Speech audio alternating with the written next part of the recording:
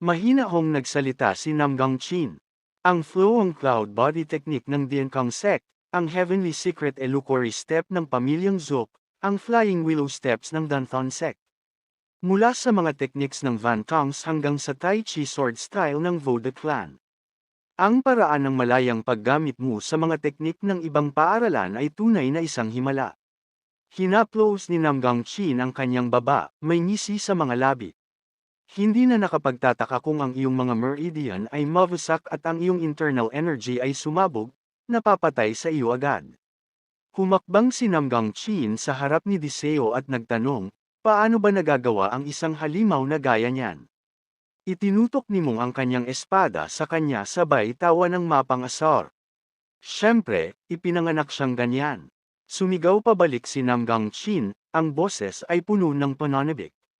Ganoon ba? Kung gayon, ang batang Panginoon ay magiging isang munting halimaw na rin. Natawa si Manhang bilang pagsang-ayon.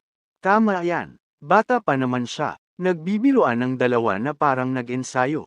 Nanindig ang balahibo ni Diseo sa kanilang mga salita.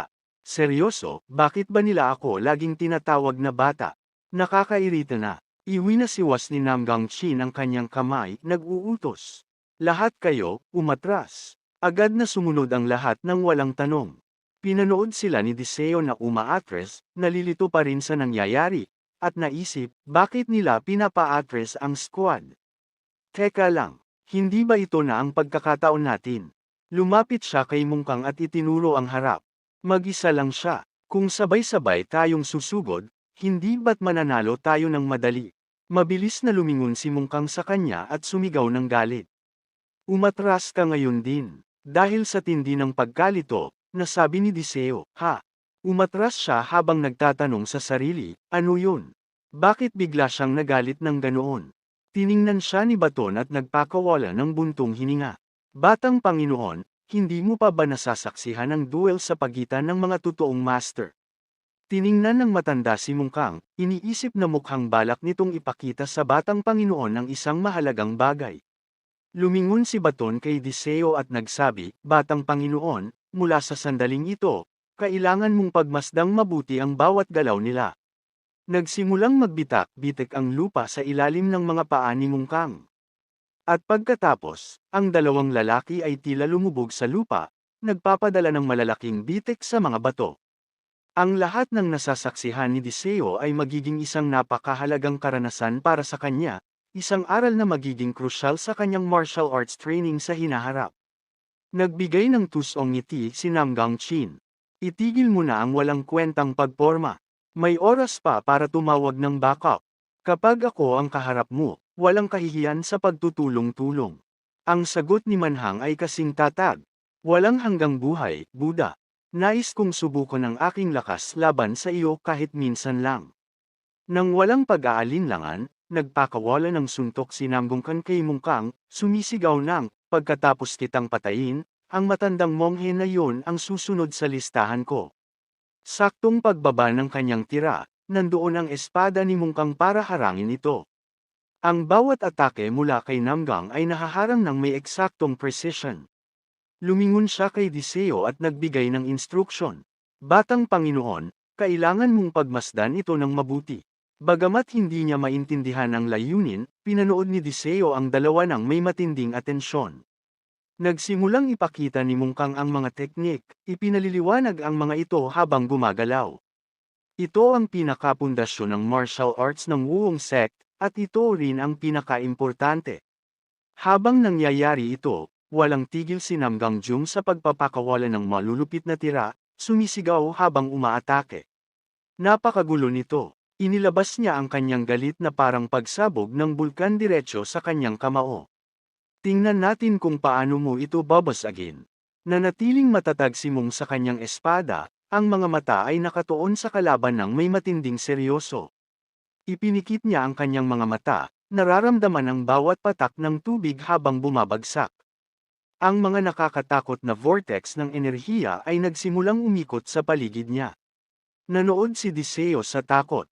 Sinusubukan niyang kalasin ang bawat isa sa mga napakalakas na atakeng iyon. Biglang tumahimik ang battlefield, at ngumiti si Mong. Gaya ng iniisip ko, napakagaling mo. Naiinggit ako sa iyo na napakalakas mo dahil sa talentong hindi kailanman magkakaroon ng iba. Bumakat ang mga ugat sa noo ni Namgang Yong habang nagngangalit, kinakagat ang kanyang ibabang labi. Sinasabi mo bang ipinanganak lang akong may superhuman strength? Na puro muscle lang ako at walang utak? Sa narinig, natawa si Mungkang. Tama yan. Ipinanganak ka ng ganyan. At ang tawag na puro muscle, gaya ng sabi mo, ay hindi nalalayo sa katotohanan. Inamin mo na rin naman sa sarili mo, kaya wala nang dapat pang sabihin. Nagngit-ngit ang mga ngipin ni Namgang Jung sa matinding galit. Si Diseo, na natatarante at galit, ay tinulak ang ulo ni matandang baten at sumigaw, hindi, baliw na ang matandang yun. Bakit niya kailangang galitin yan para gamitin ang tunay niyang lakas? Agad na nagpaliwanag si Baton. Hindi mo ba naiintindihan, batang Panginoon? Ginagawa niya ito ng sadya para masaksihan mo ang buong lawak ng kanilang mga kakayahan. Sa gitna ng courtyard, ang galit na aura ni Namgang Yong ay marahas na sumabog. Pero si Mungkang ay nanatiling nakatayo, tila hindi natitinag. Tanong ni Diseo ng may pag-aalinlangan, ano ba ang dapat kong saksihan? Tinitigan ni Bato ng dalawang mandirigma. Kapag lumalaban sila gamit ang tunay nilang lakas, nagagawa nila ang imposible. Tingnan mong mabuti, ang kalagayang iyan ang mismong bagay na pinagsisikapan mong marating. Nakatayo si Namgang Jong sa gitna, lumalaki ang kanyang aura, nagbibigay ng pressure sa lahat. Ang mga mahihina ay laging gumagawa ng dahilan para bigyang matuwid ang kanilang sariling kabiguan. Ang pressure na lumalabas sa kanya ay nakakapanghina. Galit na siya ngayon. Ang nakikita nyo lang ay ang lakas ko ngayon, pero hindi nyo nakikita ang pagsisikap na ibinuhos ko para makuha ito. Idinilat niya ang kanyang mga mata habang gumagawa ng isang makapangyarihang deklarasyon. Kahit gaano pa kayo karami, wala akong pakialam. Ngayon, gagamitin ko ang lakas na ito para ganap kayong durugan. Sumugod siya pasulong, dinamba si Mung ng may sapat na lakas para yanijin ang buong arena. Heto na ako. Pagkakita sa nakamamatay na suntok sa harap niya, ang mukha ni Mungkang ay napilipit sa kaba, hinarang ng kanyang espada ang tira, pero dahil sa lakas ng impact, nawalan siya ng balanse at napaatras ng mabilis. Agad niyang iwinasiwas ang blade paitaas, inililihis ang lakas ng suntok. Gayunpaman, ang battle aura ay pilit na kumakapit sa kanyang blade. Ang tindi ng lakas nito ay halos hindi na niya kayang kontrolin. Natarante si Diseo. Ano ang umaatake sa matanda? Hindi ko man lang makita si Elder Namgang Chin.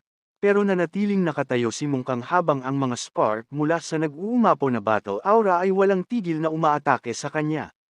Payo ni Baton, gamitin mo ang iyong 5 pandama para maramdaman siya. Doon mo lang mapapansin ang bawat galaw niya.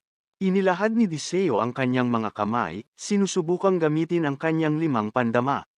Sige. Ipinikit niya ang kanyang mga mata, nagpo-focus sa bawat agos ng enerhiya sa paligid niya. Biglang idinilat ang kanyang mga mata at sumigaw, nakikita ko na siya. Biglang lumitaw si Namgang Chin, tumalon sa ere at nagpakawala ng tira kay Mungkang. Bumaba ang nakamamatay na tira at itinaas ni Mungkang ang kanyang espada para harapin ito. Ang kanilang banggaan ay nagresulta sa isang nakakasilaw na liwanag. Namangha si Diseo. Nataman niya talaga. Umiwas si Namgang Chin at nagpakawala ng isa pang suntok ng walang tigil. Walang humpay na iwinawasiwas ni Mungkang ang kanyang espada, hinaharang ang bawat tira. Sa pagitan ng dalawang mandirigma, may mga kislap ng liwanag na lumalabas, pero nanatiling nakapikit ang kanyang mga mata. Nagulat si Diseo. Nakapikit ang mga mata niya. Paano niya nalaman kung saan titira? Pero nararamdaman ni Mungkang ang bawat galaw ni Namgang Chin ng perpekto. Walang nakakalusot sa kanya, hanggang sa pinakamaliit na detalye, nahaharang niya ang bawat suntok. Tumalsik si Namgang Chin, pero hindi siya natinag at agad na sumugod muli. Tumalon siya ng mataas para sa isang aerial assault. Ang mga agos ng enerhiya sa paligid nila ay nagsimulang magwala, kaya ang battle aura ay naging imposible ng basahin. Mahina kong naalala ni Mungkang ang isang tanong na itinanong sa kanya ni Diseo noon.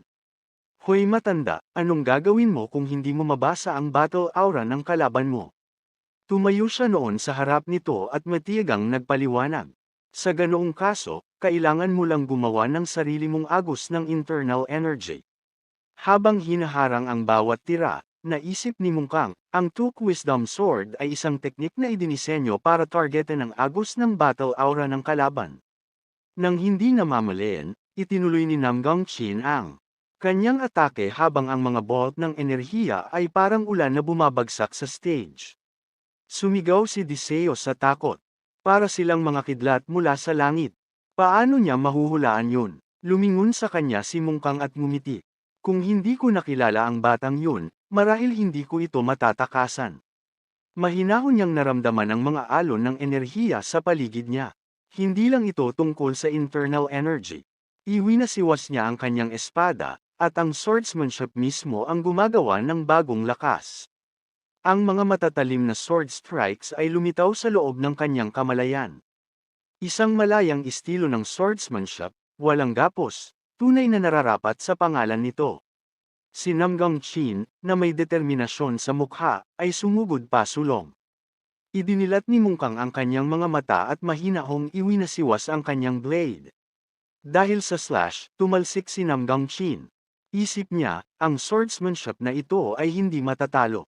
Kahit na medyo napaso ang kanyang pulso, natuwa si Namgang Chin. Ngayon lang ako nakakita ng martial art na gaya nito. Nakakamangha. Nakatayo si Mungkang sa field, hinihingal ng malalim. Ngumiti ang matanda. Ganoon din sa iyo. Ang thunder energy na ginamit mo ay nagpamulat sa akin. May titulo akong gustong ibigay sa iyo, ang Thunder Emperor. Kinamot ng lalaki ang kanyang baba, may ngiti sa mukha. Ang Thunder Emperor. Ha! Gusto ko ang tunog niyan. Itinapak niya ang kanyang mga paa ng matatag, iniipon ang kanyang volatile energy sa kanyang palad. Para ipakita ang pasasalamat ko sa titulo, may gusto akong ipakita sa iyo. Ang mga kidlat ay bumalot sa kanyang mga kamao, naglalabas ng matinding aura. Ang kidlat ay naging kulay lila. Kinabahan si Manhang habang nanunood. Susubukan mo ba akong patalsikan gamit ang purong lakas? Ha! Panunukso niya. Sayang naman kung hindi natin tatapusin ito. Tumawa ng malakas si Namgang Chin. Nagugustuhan na talaga kita, matanda. Inilabas niya ang kanyang pinakamalakas na suntok, sumisigaw ng crucifix strike. Hindi naman nagpatalo si Mungkang. Ibinuhos niya ang sariling enerhiya sa kanyang espada at itinutok ito diretso sa kalaban. Pagkakita na magtatagpo na ang atake, inilabas niya ang sariling teknik. Ang unbroken flow, walang katapusan, walang hinto, at walang hanggan.